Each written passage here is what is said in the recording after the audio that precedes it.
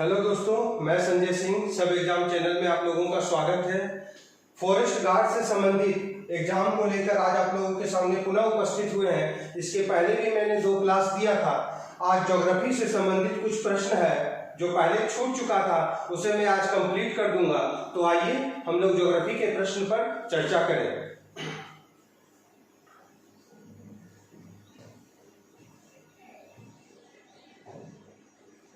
देखिए, पहला प्रश्न क्या कहता है कि भारतीय उपमहाद्वीप मूलतः एक विशाल भूखंड का भाग था जिसे हम कहते हैं। तो विशाल भूखंड का भाग था, उसे हम क्या कहते हैं? तो पहले भी मैंने आप लोगों को बताया था कि भारत का जो जन्म हुआ है वो किससे हुआ है? तो भारत का जन्म पेंजिया से हुआ है। भारत का जन्म किससे हुआ है? तो पेंजिया से हुआ है। पेंजिया जो है इसे हम लोग पहले क्या कहते थे?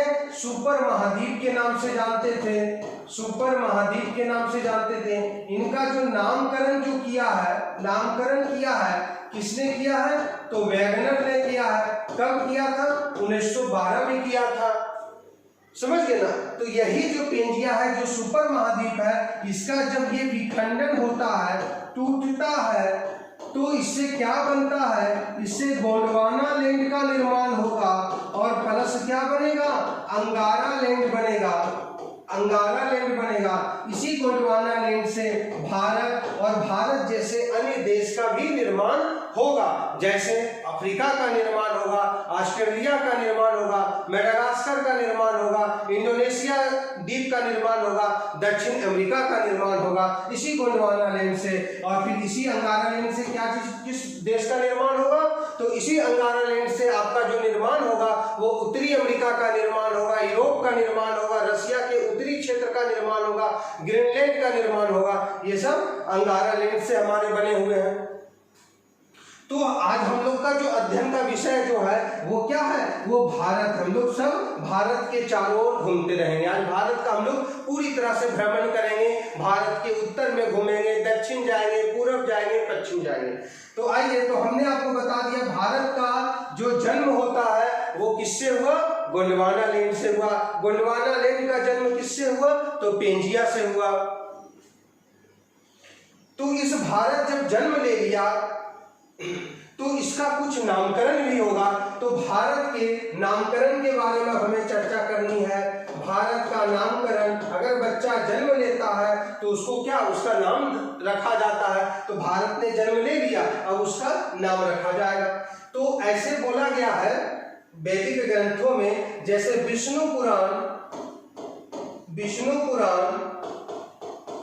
पुराण में भारत को भारत कहा गया।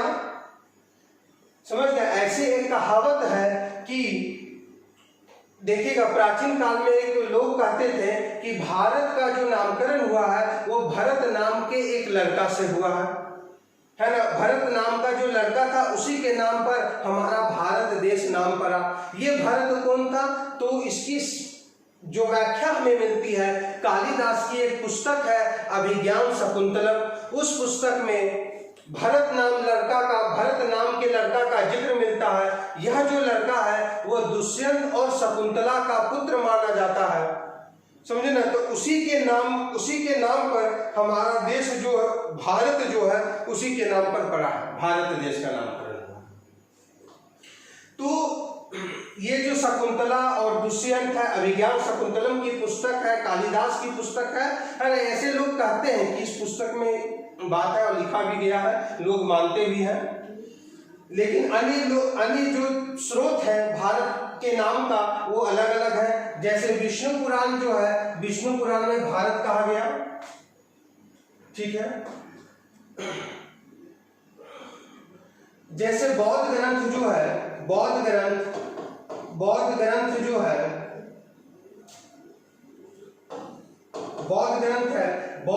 में जम्मू द्वीप कहा गया है।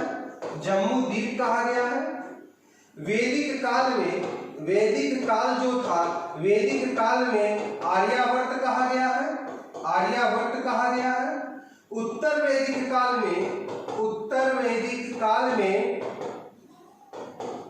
उत्तर वैदिक काल में मध्य देश के नाम से जाना जाता है।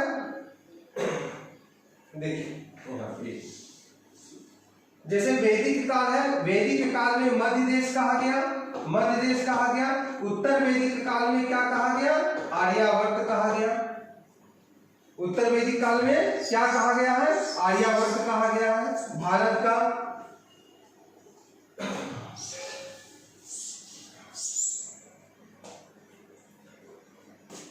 जो यूनानी लोग होते थे, ग्रीक लोग होते थे, वो भारत को इंडिया शब्द से इंडिकेट किए हैं।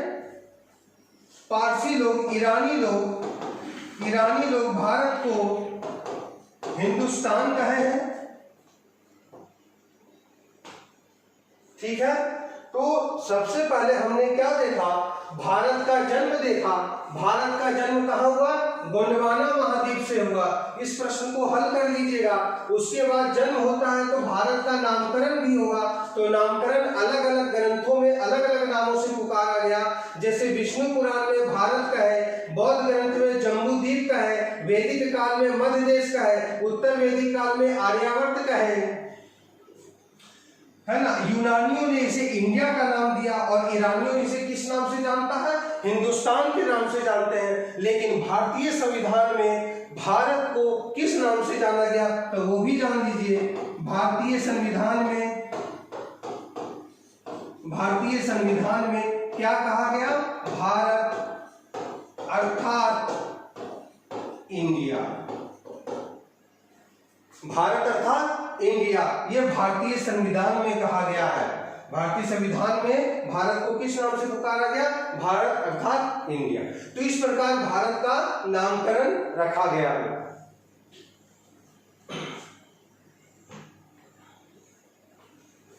और जम्मू द्वीप वाला जो प्रश्न है, ये जम्मू द्वीप जो है ना, बौद्ध ग्रंथ में भी कहा गया है और फिर यहाँ पर लिख दीजिएगा शिव पुराण में भी कहा गया। हमारे जो शिव पुराण है उसमें भी ये जम्मू द्वीप के नाम से जाना गया है ना। और इस बार झारखंड जुडिशियरी का कोई एग्जाम हुआ था, लोअर या लोअर या अपर ग्रेड का हुआ था। उसमें ये पूछा था कि जम्मू द्वीप के नाम से किसे जाना जाता है। उस ऑप्शन में भारत नहीं था, तो वहां पर ऑप्शन में क्या था? अन्य देश भी थे और साथ में इंडोनेशिया भी था।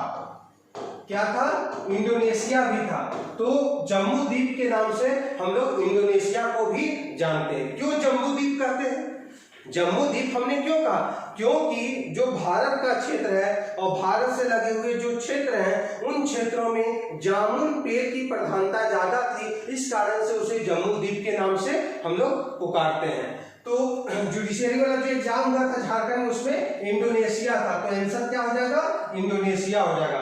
इंडोनेशिया, फिर आप मलेशिया को भी रख सकते हैं, म्यांमार को भी रख सकते हैं, है ना। और फिर भारत को रख सकते हैं, बांग्लादेश को रख सकते हैं। ये सब सभी जो जाने जाते थे प्राचीन काल में शिव पुराण में या बौद्ध ग्रंथ में, इन्हें जम्मू द्वीप के नाम से ही जाना जाता था। पुराणों में जिस तरह से आज हमारे महाद्वीप है, 7 महाद्वीप है, उनको पुराणों में 7 अलग अलग नामों से भी जाना जाता है। अगले क्लास में या फिर उस तरह से अगर कोई प्रश्न होगा तो वहां पर भी उस चीज का हम लोग जिक्र करेंगे। अब हम लोग आते हैं नेक्स्ट प्रश्न पर आते हैं कि नेक्स्ट प्रश्न क्या है।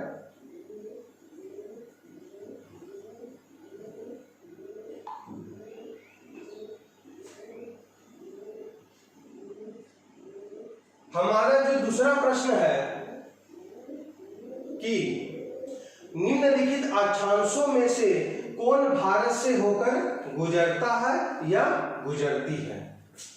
देखिए, अब सिर्फ यहां प्रश्न ही नहीं देखना है, प्रश्न में जो चीज लिखा हुआ है उस चीज पर भी हम लोग को क्या करना है? गौर करना है कि प्रश्न क्या कर रहा है। सबसे पहले यहां पर एक अंडरलाइन कर दीजिए अक्षांश को। यहां पर अंडरलाइन किसको करेंगे? अक्षांश को अंडरलाइन कर देंगे हम लोग। अक्षांश के बारे में भी जानना है हमें।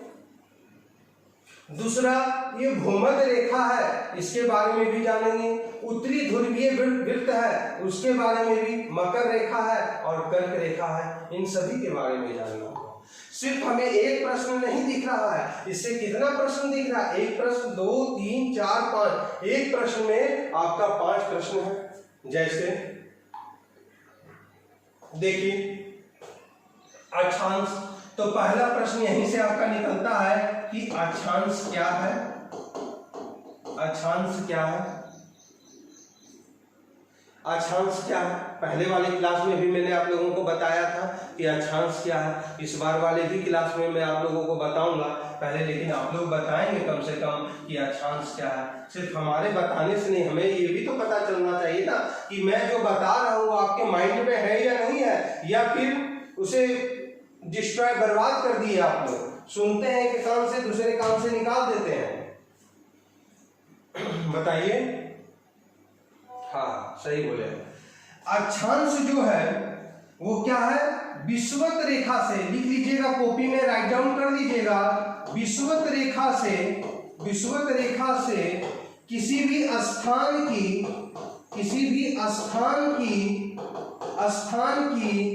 कोणीय दूरी, विषुवत रेखा से किसी भी स्थान की कोणीय दूरी, ये क्या कहलाएगा? अक्षांश कहलाएगा। विषुवत रेखा से किसी भी स्थान की कोणीय दूरी जो कहलाएगा वो हमारा क्या कहलाएगा? तो अक्षांश कहलाएगा। ठीक है। अब जब हम लाइन खींचेंगे, अक्षांश का जब लाइन खींचेंगे तब वो क्या कहला जाएगा? अक्षांश रेखा कहलाएगा। और हम पहले भी आप लोगों की क्लास में बताए थे कि अक्षांश जो होगा वो किधर होगा, उसका लाइन किधर खींचेंगे? तो हमेशा अक्षांश का लाइन जो होगा नॉर्थ बटा साउथ हमेशा होगा।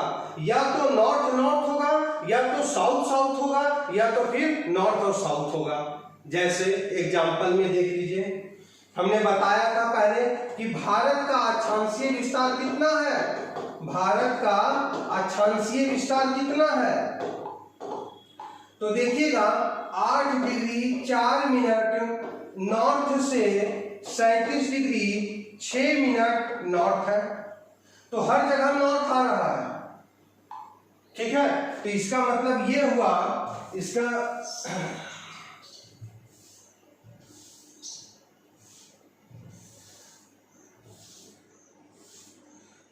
मतलब ये हुआ कि जो ये भारत है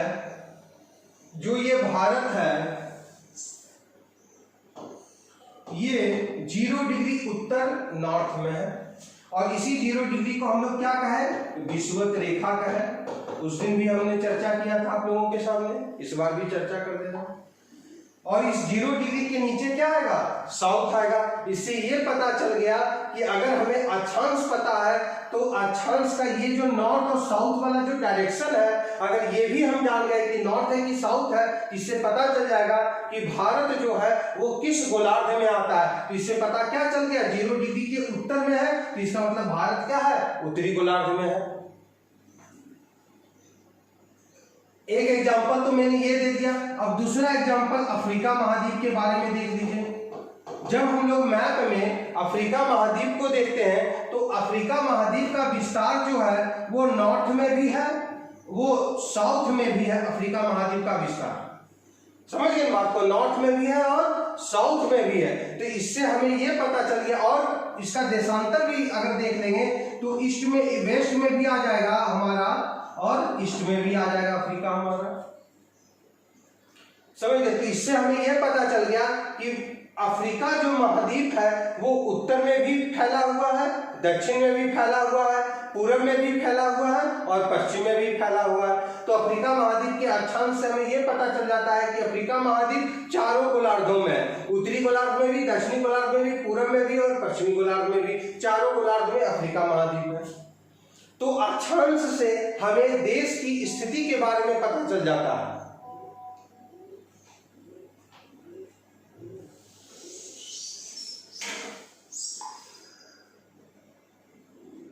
समझ गए बात को? तब यहां पर हमें क्या देखना है कि भारत का मैं मैप बना रहा हूं। देखिए आप लोग,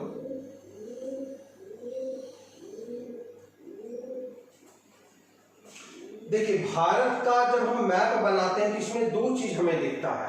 पहला जो दिखता है वो स्थिति दिखता है और दूसरा हमारा अवस्थिति दिखता है। अवस्थिति जो होता है, स्थिति और अवस्थिति 2 चीज को याद रखेंगे, स्थिति प्लस अवस्थिति। अवस्थिति ठीक है।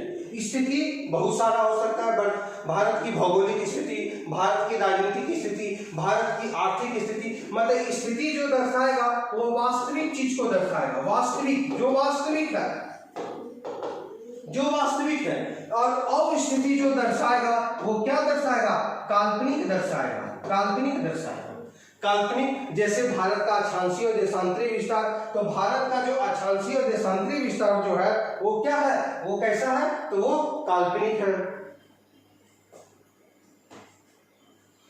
अब हमारा प्रश्न देखिए कि भारतीय निम्नलिखित अक्षांशों में से भारत से होकर गुजरती है, तो कौन सी रेखा भारत से होकर गुजरेगी, तो भूमध्य रेखा भारत से होकर गुजरेगी, क्योंकि भूमध्य रेखा तो यहाँ पर है ना, 0 डिग्री के पास ना है ना, तो भूमध्य रेखा भारत से होकर नहीं गुजरेगी, ये आंसर नहीं होगा। इससे यह पता चल गया भूमध्य रेखा किसको कहते हैं, विषुवत रेखा किसको कहते हैं, 0 डिग्री अक्षांश रेखा को हम लोग क्या कहेंगे, विषुवत रेखा कहेंगे या भूमध्य रेखा कहेंगे या इक्वेटर कहेंगे। उत्तरी ध्रुवीय वृत्त, उत्तरी ध्रुवीय जो वृत्त है वो कितना डिग्री कोण है, तो वो 66.5 डिग्री है। उत्तरी ध्रुवीय वृत्त कितना है, तो 66.5 डिग्री है। तो भारत का जब हम अक्षांशीय विस्तार देखते हैं, भारत का अक्षांशीय विस्तार, तो भारत का अक्षांशीय विस्तार कितना है, 8 डिग्री 4 मिनट से 37 डिग्री 6 मिनट नॉर्थ है। तो 66.5 डिग्री का बात यहाँ पर करता है उत्तरी ध्रुवीय वृत्त, तो ये भी तो नहीं होगा, ठीक है। मकर रेखा, मकर रेखा किसको कहते हैं, तो मकर रेखा हम लोग यहीं पर लिख दे रहे हैं कि मकर रेखा हम लोग कहते हैं 23.5 डिग्री साउथ अक्षांश को, 23.5 डिग्री साउथ अक्षांश को हम लोग किस नाम से जानते हैं, तो 23.5 डिग्री साउथ अक्षांश को हम लोग मकर रेखा के नाम से जानते हैं। तो भारत में तो मकर रेखा प्रवेश ही नहीं करता, क्योंकि भारत का अक्षांशीय विस्तार जो चालू होता है वो 8 डिग्री 4 मिनट से होता है। यार यहाँ पर क्या दिया हुआ है, साउथ की बात कर रहा है और भारत तो नॉर्थ में है, तो ये तो होगा ही नहीं, ये तो होगा ही नहीं। कर्क रेखा है, तो कर्क रेखा जो है वो कितना डिग्री है,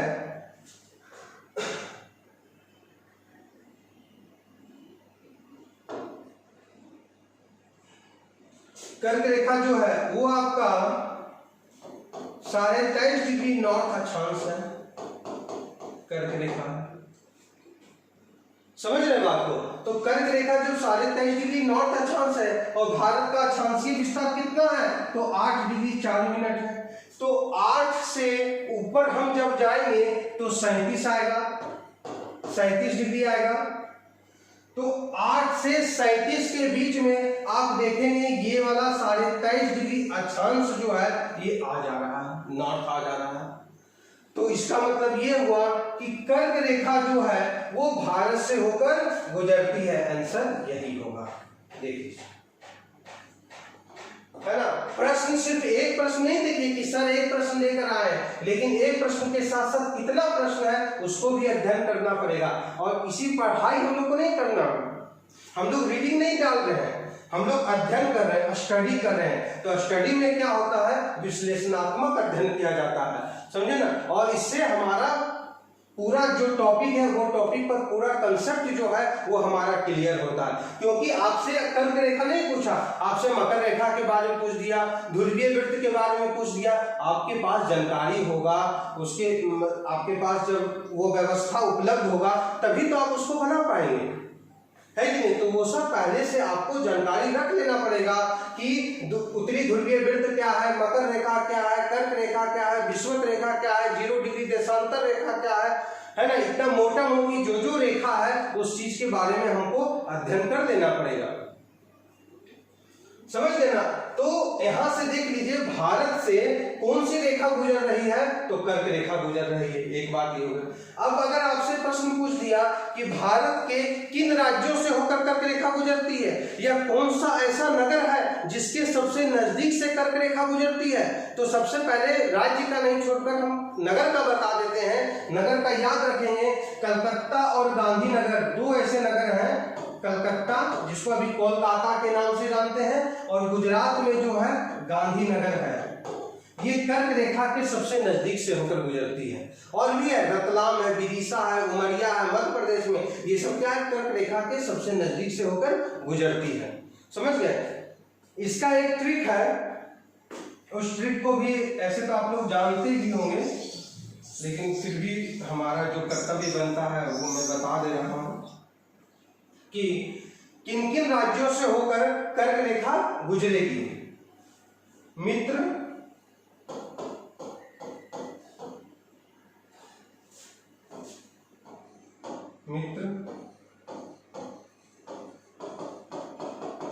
गमछा,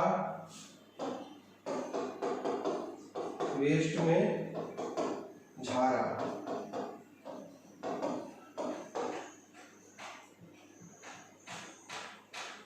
ठीक है, तो देखिए किन किन राज्यों से होकर गुजरेगी।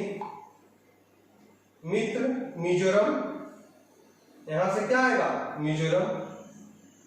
त्रिपुरा, यहां से आपका त्रिपुरा। गुजरात, मध्य प्रदेश, छत्तीसगढ़, वेस्ट बंगाल, झारखंड, राजस्थान, इतने राज्यों से होकर कर्क रेखा भारत में गुजरती है ना। ये सब प्रश्न पहले पूछा हुआ भी है, लेकिन यहाँ पर आ गया तो बता दिए। लेकिन देखिए आपसे एक प्रश्न और पूछ सकता है, मैं इसे मिटा रहा हूं।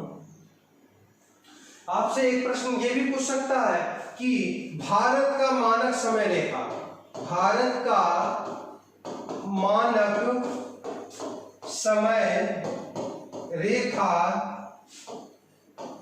किन राज्यों से होकर गुजरती है।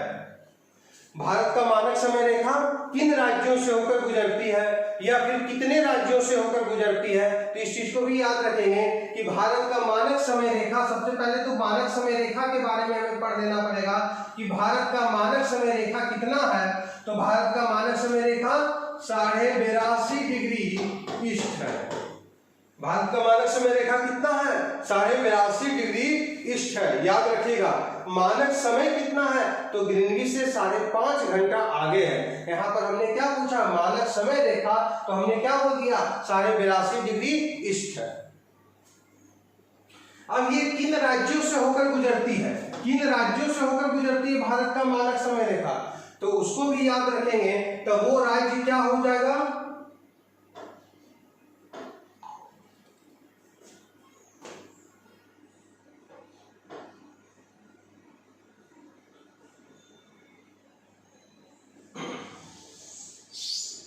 तो किन राज्यों से होकर गुजरेगी। तो सबसे पहले देखेंगे उत्तर प्रदेश से होकर गुजरती है, उत्तर प्रदेश। फिर आएगा मध्य प्रदेश, मध्य प्रदेश, छत्तीसगढ़। समझ गए बात को, उत्तर प्रदेश, मध्य प्रदेश, छत्तीसगढ़। उसके बाद उड़ीसा, उड़ीसा, और फिर आंध्र प्रदेश,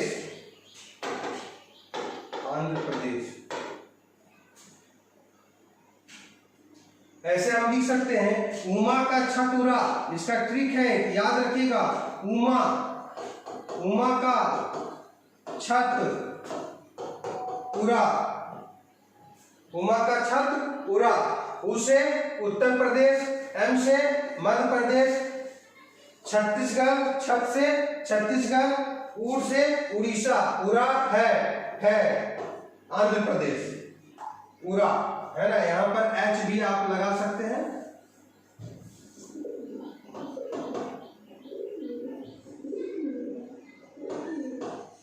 उड़ा है ना, तो उड़ीसा और आंध्र प्रदेश। तो भारत का मानक समय रेखा भारत की कितने राज्यों से होकर गुजरती है, फट से बोलिएगा कितना, 5 राज्यों से होकर गुजरती है।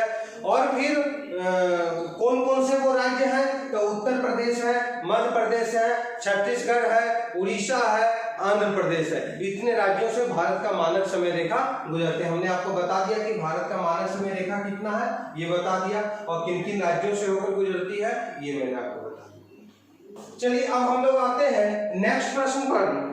कि नेक्स्ट प्रश्न जो है वो कौन सा है।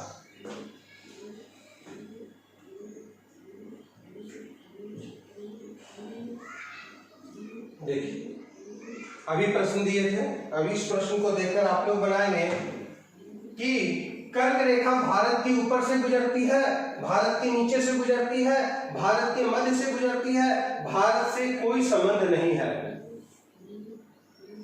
समझ गए ना। तो देखिए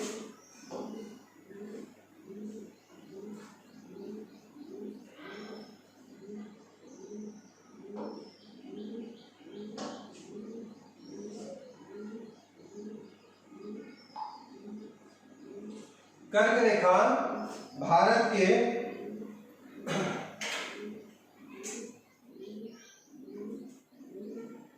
किन राज्यों से गुजरती है। भारत के ऊपर से गुजरती है, भारत के नीचे से गुजरती है, भारत के मध्य से गुजरती है, भारत से कोई संबंध। तो मैप देख लीजिए।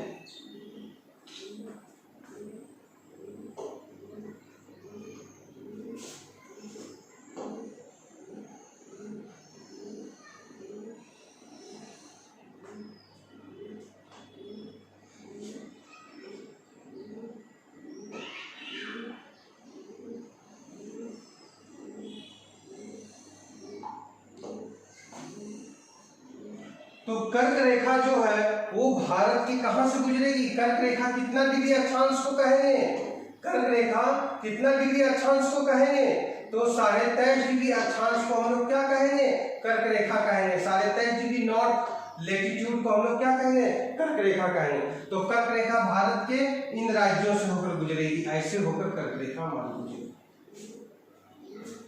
मिजोरम, त्रिपुरा, यहाँ पर आपका क्या होगा, पश्चिम बंगाल होगा, और पश्चिम बंगाल के बगल में क्या होगा आपका झारखंड होगा, झारखंड से छत्तीसगढ़ जाएगा, छत्तीसगढ़ से मध्य प्रदेश जाएगा, मध्य प्रदेश से गुजरात जाएगा, और फिर गुजरात से कहाँ जाएगा, राजस्थान जाएगा। तो इन इतने राज्यों से होकर कर्क रेखा गुजरती है, और ये भारत की किधर है, भारत के मध्य में है ना। तो यहाँ पर जो ऑप्शन होगा भारत के मध्य से होकर हमारी कर्क रेखा गुजरती है। इस चीज को हमेशा याद रखेंगे आप लोग। और ये कर्क रेखा जो है आप देखेंगे तो भारत को लगभग 2 बराबर भागों में विभाजित भी करती है। पूछ देगा कि वह कौन सी रेखा है जो भारत को लगभग 2 बराबर भागों में विभाजित करती है। तो एक कर्क रेखा हो गया, और दूसरा कौन सा हो गया, 82.5 डिग्री मानक देशांतर रेखा। भारत का जो स्टैंडर्ड टाइम है वो भी भारत को लगभग 2 बराबर भागों में विभाजित करती है। कैसे, तो इसके लिए हमें क्या करना पड़ेगा, तो इसके लिए फिर हमें पुनः वहीं आना पड़ेगा जहां पहले थे। भारत का अक्षांशीय विस्तार को देखना पड़ेगा, और फिर भारत का देशांतरीय विस्तार को देखना पड़ेगा हमें।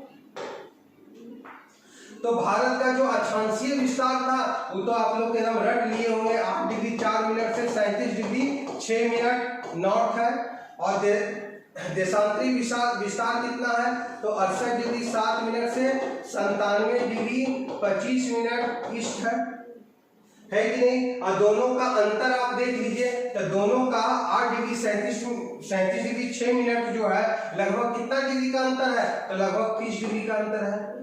68 डिग्री 97 डिग्री 25 मिनट लगभग कितना है, 30 डिग्री का अंतर। लगभग बता रहे हैं 29 पॉइंट कुछ आएगा, हम लोग को उतना नहीं याद करना, इतना जान लेना है कि लगभग 30 डिग्री का अंतर है। और इसी में 68 डिग्री 67 मिनट से 97 डिग्री 25 मिनट के बीच में ही 82.5 डिग्री है। 8 डिग्री 4 मिनट से 37 डिग्री 6 मिनट के बीच में ही 23 डिग्री है, 23.5 डिग्री कर्क रेखा है, बीचों बीच है। आप जब इसको माइनस करेंगे तो आपको यहाँ पर पता चल जाएगी कि बीच में है, 23.5 डिग्री बीच में है, 82.5 डिग्री बीच में है ना। तो इससे हमें यह पता चल गया कि भारत का जो अक्षांशीय और देशांतरीय विस्तार है उसमें कितना डिग्री का अंतर है, तो लगभग 30 डिग्री का अंतर है। अब समय निकालने का भी इसे प्रश्न में आप लोगों को बताऊंगा। अगर इस सेट वाले में अगर समय निकालने का प्रश्न होगा तो वहां भी हम लोग चलेंगे, नहीं तो फिर नेक्स्ट क्लास जो कल होगा उसमें पूरा का पूरा हम एक्सरसाइज करवाएंगे आप लोग को। समय कैसे निकाला जाता है, उसको कैसे काउंट किया जाता है, ये सब पूरा हमारा क्लास उसमें चलेगा। समझ गए। तो इससे आप लोग माइनस करके देख लेंगे, 82.5 डिग्री हमारा बीच में आएगा। अगर नहीं समझ में आएगा तो फिर कल हमारा क्लास होगा, आप लोग उसमें पूछेंगे। या फिर मैं आपको बताऊंगा। ठीक है, अब नेक्स्ट क्वेश्चन पर हम लोग आते हैं। यहां से सब समझ लेना, सारे तय डिग्री नॉर्थ कर्क रेखा हो गया, भारत के मध्य से होकर गुजरेगी। क्यों गुजरेगी, यहाँ पर इसका मैं आंसर बता दिए हैं, मध्य से क्यों होकर गुजरेगी। भारत का देशांतर रेखा 82.5 डिग्री क्या है, भारत का मानक समय रेखा। याद रखिएगा, भारत का मानक समय रेखा कितना है, 82.5 डिग्री है। याद रखेंगे, भारत का मानक समय रेखा 82.5 डिग्री है। और ये कितना ग्रीनविच से कितना मिनट आगे है, तो ग्रीनविच से कितना घंटा में चला जाएगा ये, तो 5.5 घंटा ये चला जाएगा। ग्रीनविच से 5.5 घंटा चला जाएगा।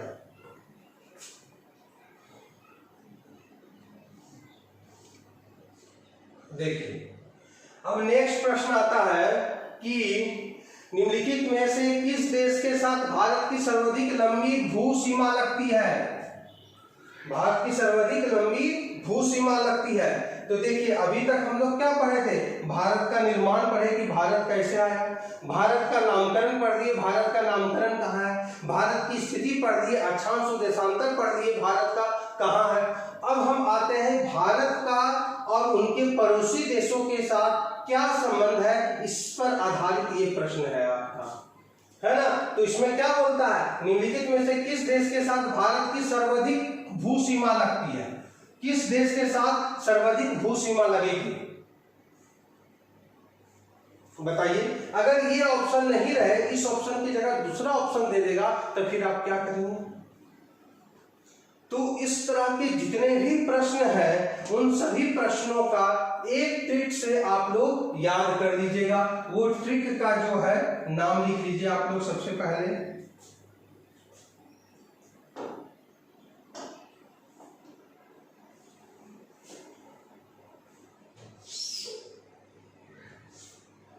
ट्रिक का नाम लिख लीजिए। पहला, बची पानी, बची पानी। MBA को दो, MBA को दो, ठीक है। बची पानी किसको दो, तो MBA को दो। इससे मतलब एक MBA करके लड़का बैठा हुआ था, उसको पानी की आवश्यकता थी, एक लड़का बोलता है कि अरे MBA वाले को पानी दे दो ना, वो प्यासा है। तो उससे हम एक ट्रिक बना लिए, वाकई में ऐसा घटना घटा। तो क्या है, सबसे पहले देखिए BA से क्या होगा, बांग्लादेश होगा। याद रखिएगा, BA से क्या होगा, बांग्लादेश होगा, बांग्लादेश होगा। CHI से क्या होगा, चाइना होगा, चीन होगा। तो सबसे ज्यादा सीमा बांग्लादेश के साथ मिलेगा, उसके बाद चीन के साथ मिलेगा, और उसके बाद पाकिस्तान के साथ मिलेगा। पाकिस्तान है,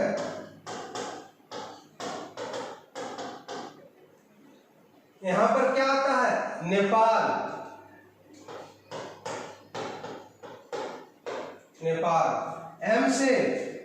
M से क्या आएगा, म्यांमार। B से भूटान, और A से अफगानिस्तान।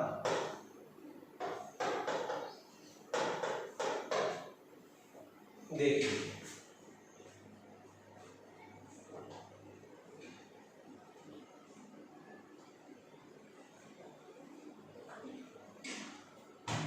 ठीक है।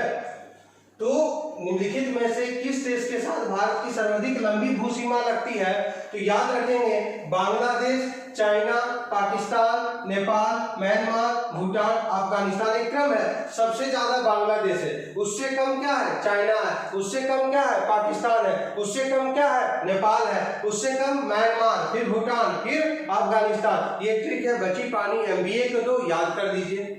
अब इस ट्रिक से हम इस प्रश्न पर देखेंगे कि निम्न में से किस देश के साथ भारत की सर्वाधिक भू सीमा लगती है, तो फट से आंसर किसको लगा दीजिएगा, बांग्लादेश को। ठीक है। उसके बाद कौन आएगा? उसके बाद चीन आएगा। उसके बाद कौन आएगा? पाकिस्तान आएगा। उसके बाद नेपाल आएगा। लेकिन यहाँ पर जो मेन आंसर जो होगा ये बांग्लादेश होगा, याद रखिएगा इसको। मेन आंसर हमारा क्या होगा? बांग्लादेश होगा। ठीक है। बांग्लादेश के साथ भारत के ऐसे कितने राज्य हैं जो टच करते हैं बांग्लादेश के साथ? बताइए, बांग्लादेश के साथ भारत के ऐसे कितने राज्य जो हैं वो आपके टच करते हैं, है ना? तो ये इसके बारे में भी देख लीजिए। पहले स्ट्रिप को लिख लीजिए आप लोग।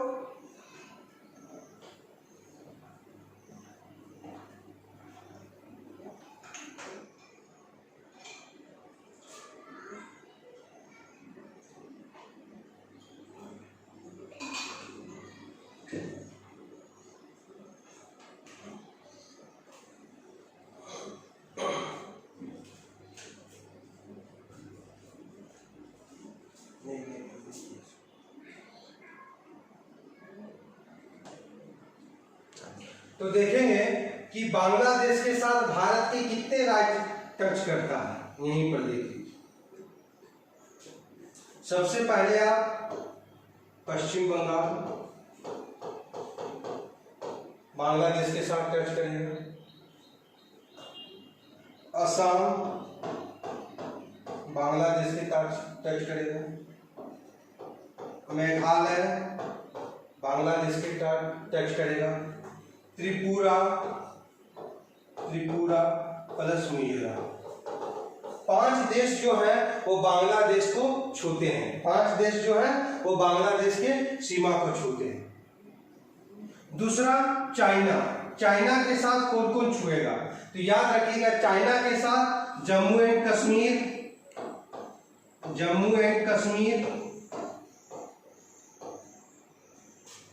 चाइना के साथ, फिर हिमाचल प्रदेश, उत्तराखंड, सिक्किम और फिर आंध्र प्रदेश। आंध्र प्रदेश नहीं होगा, अरुणाचल प्रदेश। ये जो है चीन के साथ इतना सीमा उसका टच करेंगे। भारत की इन सभी राज्य जो है चीन के साथ अपनी सीमा को साझा करती है। बांग्लादेश के साथ कौन कौन से राज्य साझा करते हैं सीमा को? तो ये सब राज्य हैं।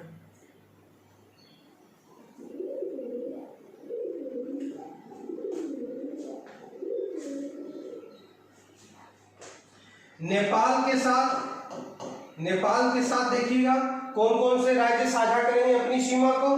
तो याद रखिएगा, नेपाल के साथ कौन करेगा? उत्तराखंड,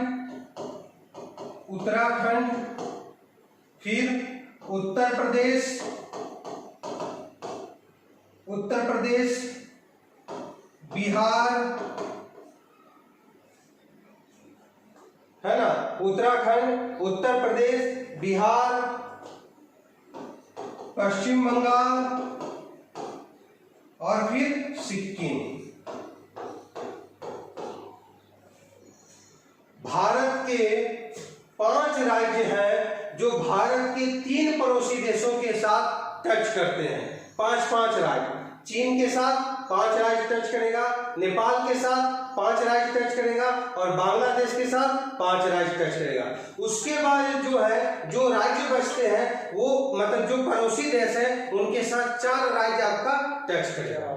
तो सबसे पहले ये सब तीनों को याद कर लीजिएगा, क्योंकि नेपाल का और चीन का बहुत ज्यादा अभी चर्चा में भी बना हुआ है ना? तो इस चीज को याद रखेंगे कि नेपाल के साथ कौन टच करता है, चीन के साथ कौन टच करता है और फिर आपका बांग्लादेश के साथ कौन टच करता है। मतलब ये ज्यादा कंफ्यूजन वाला विषय है, लेकिन अन्य जो है जैसे पाकिस्तान के साथ ज्यादा कंफ्यूजन नहीं है। उत्तर के राज्य आ जाएंगे आप लोग, जम्मू कश्मीर आ जाएंगे, पंजाब आ जाएगा, राजस्थान आ जाएगा, गुजरात आ जाएगा, खत्म हो गया। आप इधर म्यांमार आ जाइए, अरुणाचल प्रदेश आ जाइए, नागालैंड आ जाइए, मिजोरम आ जाइए, आगे आपका मणिपुर आ जाइए, ये इधर खत्म हो गया आपका। तो इसमें ज्यादा कंफ्यूजन नहीं होगा आपको। ज्यादा कंफ्यूजन कहाँ होगा? इन 3 राज्यों में होगा। क्यों? कि बांग्लादेश है, चीन है और प्लस नेपाल है ना। मतलब ये दोनों बहुत संकीर्ण, बांग्लादेश एकदम अलग घुसा हुआ है, बीच घुसा हुआ, पता ही नहीं चलता उसमें कौन कौन से देश है, तो उसको ध्यान से हमें देखना पड़ेगा, है ना। तो कंफ्यूजन इसी 3 प्रश्न में होंगे आपके, बांग्लादेश में, चीन में और नेपाल में, याद रखेंगे आप। अब जो हमारा नेक्स्ट प्रश्न है, अब हम लोग उस पर चर्चा करेंगे।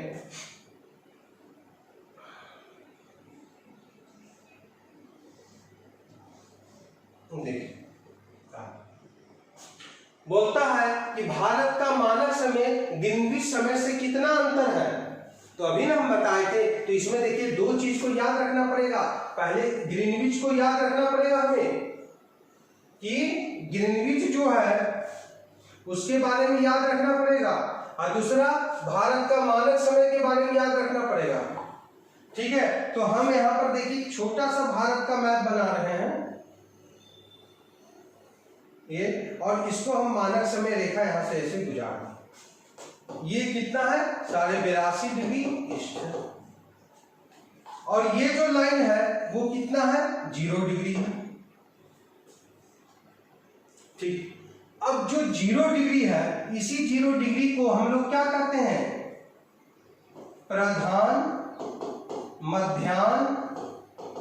मध्याह्न रेखा कहेंगे। अब देखिए ये 0 डिग्री से 82.5 डिग्री भारत का मानक समय है। ये किसका मानक समय है, तो भारत का मानक समय है, भारत का मानक समय है। तो 0 डिग्री से 82.5 डिग्री भारत का मानक समय है। तो बोलता है कि भारतीय मानक समय ग्रीनविच से कितना आगे। ग्रीनविच क्या है, ग्रीनविच लंदन का एक शहर है, लंदन है, लंदन में एक ग्रीनविच नाम का क्या है, एक शहर। वहीं से ये 0 डिग्री लाइन गुजरती है, इसलिए हम लोग इसको ग्रीनविच लाइन के नाम से जानते हैं। यह ग्रीनविच मानक समय भी देखेंगे, है ना। तो 0 डिग्री का क्षेत्र होगा, अलग अलग देशों में अलग अलग होगा। देखिए एक चीज याद रखिएगा, जिस देश का विस्तार मतलब क्षेत्रफल है ना, चौड़ाई ज्यादा होगा, जिस देश की चौड़ाई ज्यादा होगी उसका मानक समय 1 से अधिक होगा। रसिया मानक समय 1 से अधिक है, उत्तरी अमेरिका का मानक समय 1 से अधिक है। जिसका क्षेत्रफल मतलब जिसकी चौड़ाई बहुत कम होगी उसका मानक समय 1 होगा, 2 हो सकती है। जिसकी चौड़ाई बहुत कम है तो उसका अपना मानक समय नहीं होगा, वो किसी देश के मानक समय का पालन वो करेंगे। इस चीज को हमेशा याद रखिएगा, है ना। ये बार बार अन्य एग्जाम में भी प्रश्न पूछ देता है, सीटेट में भी पूछ देगा, या अन्य कोई एग्जाम है, कमीशन का कोई एग्जाम होगा, या फिर कोई भी एग्जाम होगा, ये प्रश्न आप लोग को पूछता ही है, लगभग पूछ देता है। तो याद रखेंगे, जिस देश का क्षेत्रफल विस्तृत होगा उसका मानक समय 1 से अधिक होगा, जिस देश का क्षेत्रफल कम होगा उसका मानक समय 1 होगा या 2 होगा, जिसका क्षेत्रफल बहुत ही कम होगा उसका मानक समय किसी दूसरे देश के मानक समय का वो अनुसरण करेगी। इस चीज को हमेशा याद रखेंगे आप लोग,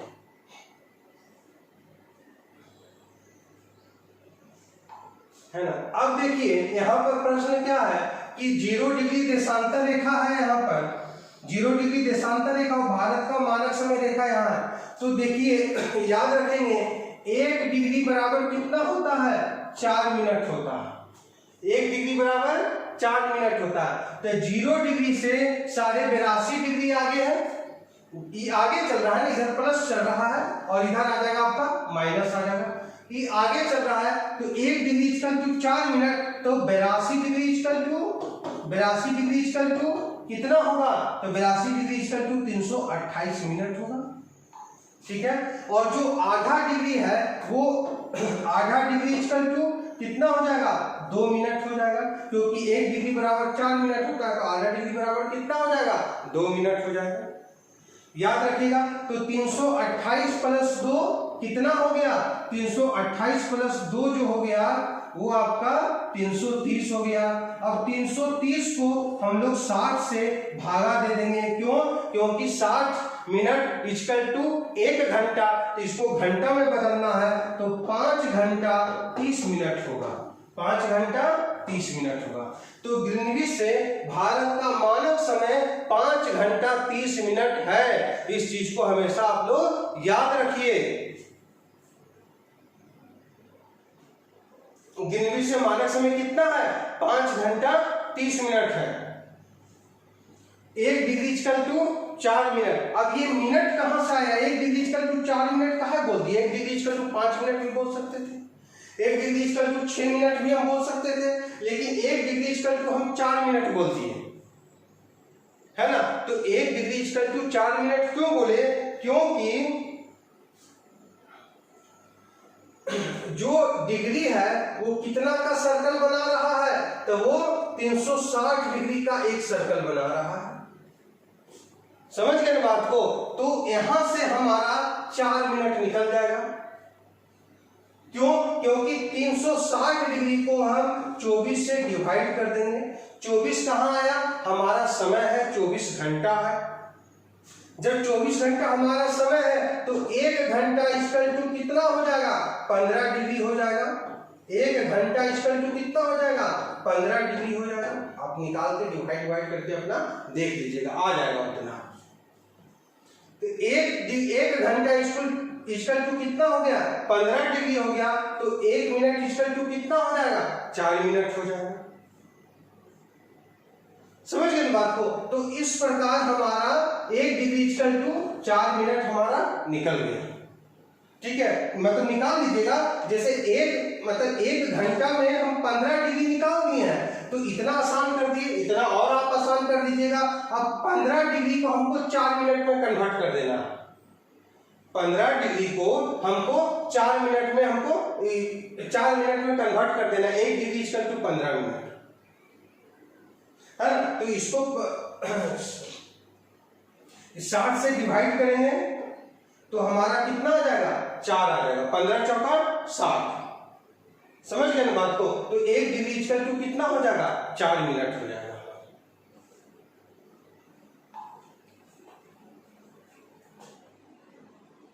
तो इस प्रकार हमारा समय निकलेगा। कल समय का और भी प्रश्न देंगे।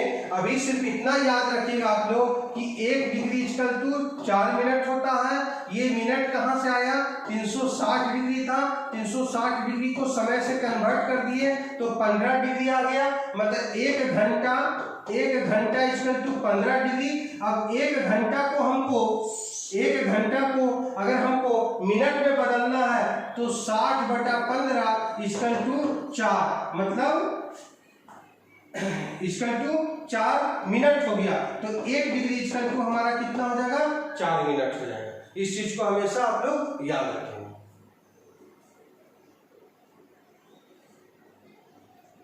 ठीक है, इस पर प्रश्न देंगे। जैसे मान लीजिए कि दूसरा प्रश्न पूछ दिया कि अच्छा बताइए ग्रीनविच मानक समय पर 2 बज रहा है तो भारत के मानक समय पर कितना बजेगा? अगर ग्रीनविच पर 2 बज रहा है तो भारत के मानक समय पर कितना बजेगा? तो इस चीज को भी याद रखेंगे कि अगर ग्रीनविच पर 2 है तो भारत का मानक समय ग्रीनविच से कितना आगे है? 5.5 घंटा आगे। तो 2 में 5.5 घंटा जोड़ दीजिए तो 7:30 बजेगा।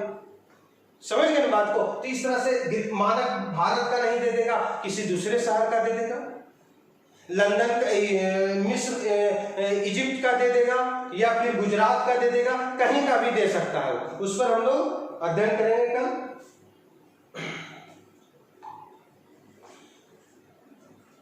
नेक्स्ट प्रश्न जो है, इंदिरा पॉइंट किसे कहते हैं? इंदिरा पॉइंट किसे कहते हैं? कार निकोबार का दक्षिणी छोर है, कन्याकुमारी का अंतरिम छोर है, ग्रेट निकोबार का दक्षिणी छोर है, मिनिकॉय द्वीप का दक्षिणी छोर है। तो कल भी हम लोग आप लोग को परसों भी बताए थे, इंदिरा पॉइंट जो है वो क्या है? भारत का दक्षिणतम बिंदु है। इंदिरा पॉइंट क्या है? भारत का दक्षिणतम बिंदु है। याद रखिएगा, इंदिरा पॉइंट भारत का दक्षिणतम बिंदु है।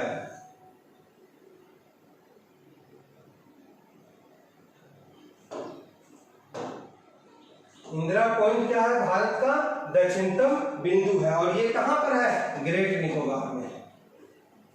इंदिरा पॉइंट भारत का बिंदु हम लोग पढ़े थे। ये भारत है, नॉर्थ है, साउथ है, वेस्ट है और ये क्या है, ईस्ट है कि नहीं। तो नॉर्थ में हम लोगों ने क्या पढ़ा था, नॉर्थ में हम लोग क्या पढ़े थे, तो नॉर्थ में इंदिरा कॉल के बारे में पढ़े थे हम लोग। इंदिरा कॉल ये कहां पर है, लद्दाख में है, याद रखिएगा। अभी लद्दाख नया, पहले जम्मू कश्मीर में था, अब वो लद्दाख क्षेत्र बन गया, एक नया केंद्र शासित प्रदेश बन गया, तो इस लद्दाख के क्षेत्र में आ गया। पूरब का जो बिंदु है वो क्या है, किबुथु है। किबुथु कहाँ है, अरुणाचल प्रदेश में है। दक्षिण का जो बिंदु है वो इंदिरा पॉइंट है, इंदिरा पॉइंट है हमारा, है ना। तो इंदिरा पॉइंट जो है हमारा ग्रेट निकोबार में है, यहाँ पर लिख दीजिएगा ग्रेट निकोबार, पहले भी बताए थे। और यहाँ पर पश्चिम का जो बिंदु है वो गौर माता है, गौर माता है। ये कहाँ है, तो गुजरात में, एकदम गुजरात में है, समझ गए। तो इस प्रकार इंदिरा पॉइंट जो है वो हमारा कहाँ है, ग्रेट निकोबार में। एक प्रश्न यहाँ आप लोग देखेंगे, अगर आपसे प्रश्न पूछेगा इस बार, है ना, हो सकता है पूछ दे, भारत में भारत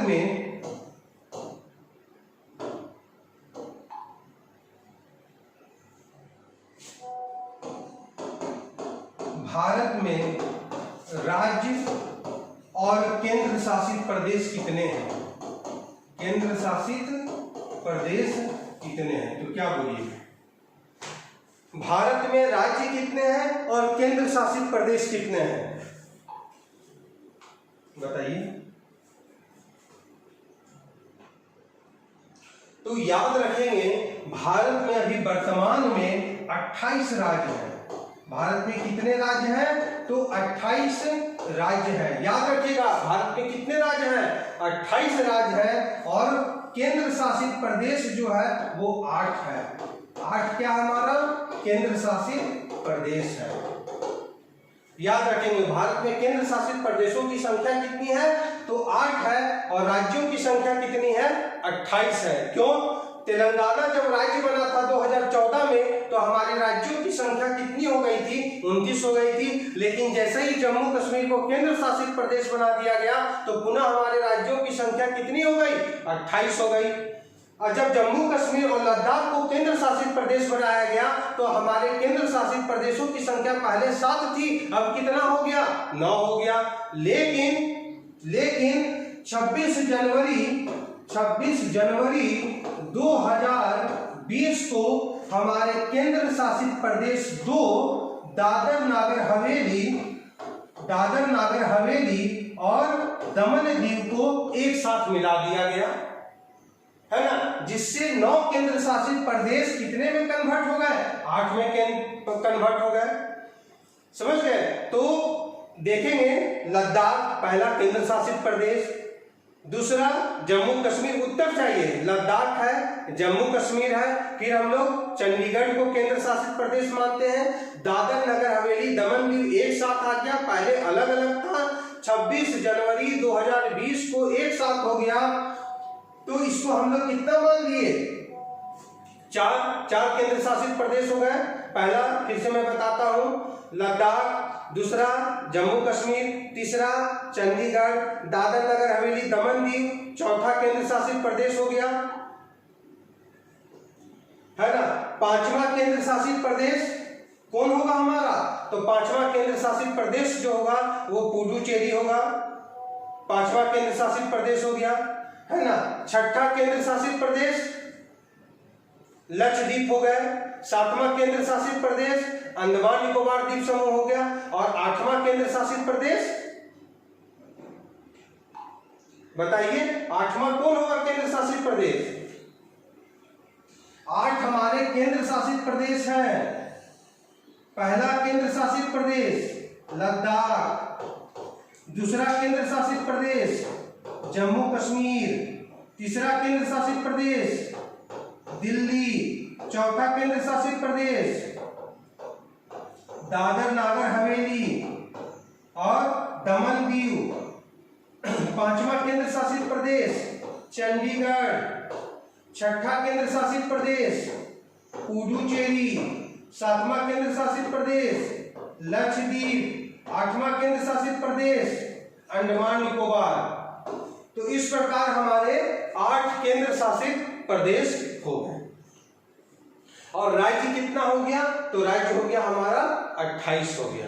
याद रखिएगा, दादर नगर हवेली और दमन दीव को एक साथ मिला दिया गया। और कब मिलाया गया? 26 जनवरी 2020 को। 26 जनवरी 2020 को हमें इसका निर्माण हुआ, याद रखेंगे। ठीक है, इसका इंदिरा पॉइंट किसे? तो ग्रेट निकोबार का पार्ट हो गया हमारा, क्या हो गया? इंदिरा पॉइंट हो गया हमारा। ठीक है दोस्तों, तो इस प्रकार हमने सभी प्रश्नों का विस्तृत पूर्वक अध्ययन किया। अगला जो क्लास होगा हमारा, एक क्लास और मैं भूगोल के सामान्य परिचय, भारत की भूगोल का सामान्य परिचय का क्लास दूंगा। वो पूरा का पूरा अप्लाइड प्रश्न पर आधारित होगा, जिसमें हमें अच्छा देशांतर को कैसे निकालना है या उनसे अन्य जो संबंधित प्रश्न होंगे उन पर हम लोग विस्तृत रूप से चर्चा करेंगे। आज के लिए बस इतना ही। अगले फिर क्लास में हम लोग पुनः उपस्थित होंगे। जय हिंद, जय भारत।